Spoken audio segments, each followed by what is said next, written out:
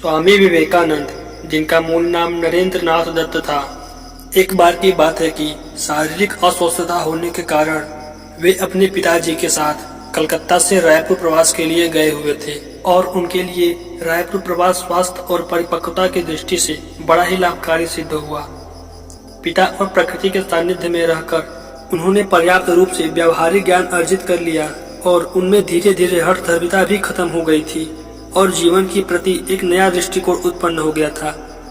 वे समझ गए थे कि शिक्षा का जीवन में कितना महत्व है और इन सब के अलावा वे अपने स्वास्थ्य के प्रति भी हमेशा सजग रहते थे और नियमित व्यायाम आदि करना अपनी दिनचर्या में शामिल कर लिए थे। अर्थात वे समझ गए थे कि यदि किसी उद्देश्य को पूरा करना है तो स्वास्थ्य का सही रहना बहुत ही आवश्यक है। जब वे रायपुर से कलकत्ता को पुनः लौटे तो वे नियमित व्यायामशाला जाना शुरू कर दिए और उसी वर्ष के मेले में मुक्केबाजी में प्रथम स्थान पाकर संकेत दे दिए कि अब वे पूर्ण रूप से स्वस्थ और सक्षम हैं। खेलों में उनकी खूब रुचि थी और प्रायः सभी में दक्षता भी प्राप्त थी। नरेंद्र जी के शारीरिक हाव भाव व खेलों के प्रति उनकी रुचि को देखकर उनके कुछ मित्रों ने उन्हें इसी क्षेत्र में कुछ कर दिखाने की सलाह दी, किंतु नरेंद्र जी अब पढ़ाई की ओर ध्यान देना चाहते थे। वे पहले ही बीमारी की वजह से उनके 2 साल बर्बाद हो गए थे और उसका एक प्रतिकूल प्रभाव यह हुआ था कि विद्यालय में अधिक अनुपस्थिति के कारण उन्हें पुनः प्रवेश में समस्या आने लगी। शैक्षिक नियमों के अनुसार उन्हें प्रवेश मिल पाना कठिन था, किंतु नरेंद्र जी का सौम्य स्वभाव, प्रखर मस्तिष्क और उनके छात्र व्यवहार ने उनकी मदद की और विद्यालय समिति ने विशेष नियमों के अंतर्गत उनको प्रवेश दे दिया। नरेंद्र ने गुरुजनों और समिति के विश्वास को कायम रखते हुए अथक परिश्रम किया और पिछले 2 वर्ष के छूटे पाठ्यक्रम को भी उसी वर्ष कवर कर लिया।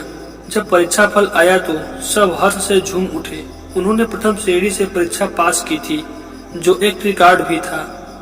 2 वर्ष किताबों और विद्यालय से दूर रहकर ऐसी उपलब्धि प्राप्त करना साधारण बात नहीं थी।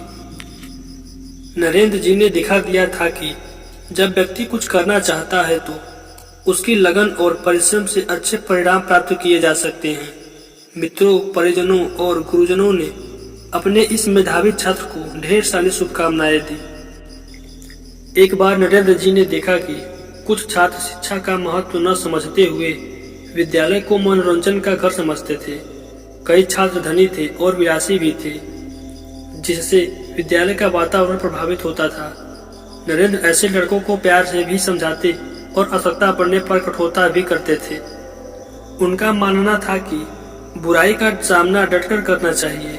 उनके इस विचार से कई छात्र भी सहमत थे और इस प्रकार उनके समर्थन में सांख्य बल होने से विलासी और लापरवाह छात्र भी उनकी बात सुनने लगे थे। स्वामी जी के जीवन में होने वाली इस घटना से हमें यह प्रेरणा मिलती है कि व्यक्ति किसी कार्य को पूरी लगन के साथ करना चाहे तो वह कार्य अवश्य सिद्ध हो जाता है और कार्य को सिद्धि तक पहुंचाने के लिए स्वस्थ रहना अति आवश्यक है। और इसके अलावा हमें यह भी प्रेरणा मिलती है कि बुराई के खिलाफ अवश्य ही आवाज उठाना चाहिए और उस बुराई का सामना डटकर करना चाहिए।